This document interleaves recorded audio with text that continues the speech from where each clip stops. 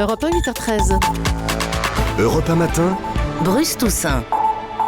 Il voit tout, il entend tout, aucune phrase de nos politiques ne lui échappe. Voici Laurent Guimier, le vrai faux de l'info sur Europe 1. Bonjour Laurent. Bonjour Bruce. Alors vous fouillez ce matin dans les résultats des élections législatives qui ont eu lieu dimanche dernier en France, des partielles. 3 législatives qui sont considérées comme 3 tests grandeur nature pour les grands partis dans l'Hérault, le Val-de-Marne et les Hauts-de-Seine. L'UMP est en plein boom, le PS est en pleine déprime. Ça ne veut strictement rien dire sur le fond, nous dit le patron du groupe socialiste à l'Assemblée nationale, car Bruno Le Roux affirme que ces législatives se déroulent dans des bastions de l'UMP. Écoutez.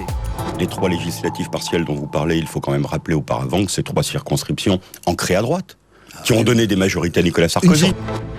Alors les 3 circonscriptions où on a voté dimanche ont toujours donné des majorités à Nicolas Sarkozy. Vrai ou faux ? Alors là, c'est faux. J'ai tout simplement regardé les résultats de la dernière élection présidentielle dans toutes les communes de chacune des 3 circonscriptions.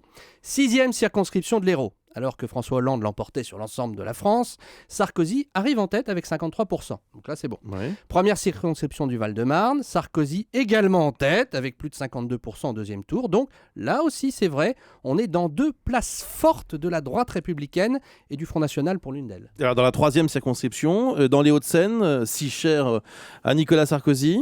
Eh bien, dans cette 13e circonscription des Hauts-de-Seine, qu'on nous a tellement présenté comme un grand Sarkoland, cette circonscription où se présente Patrick Devedjian, eh bien, c'est Hollande qui est arrivé en tête au deuxième tour de la présidentielle, plus de 52%. Le candidat socialiste y a même fait un score plus élevé que son score national. Au premier tour, c'était d'ailleurs pareil. Donc, Bruno Le Roux a tort quand il dit que les 3 circonscriptions où l'UMP a cartonné dimanche étaient déjà très à droite.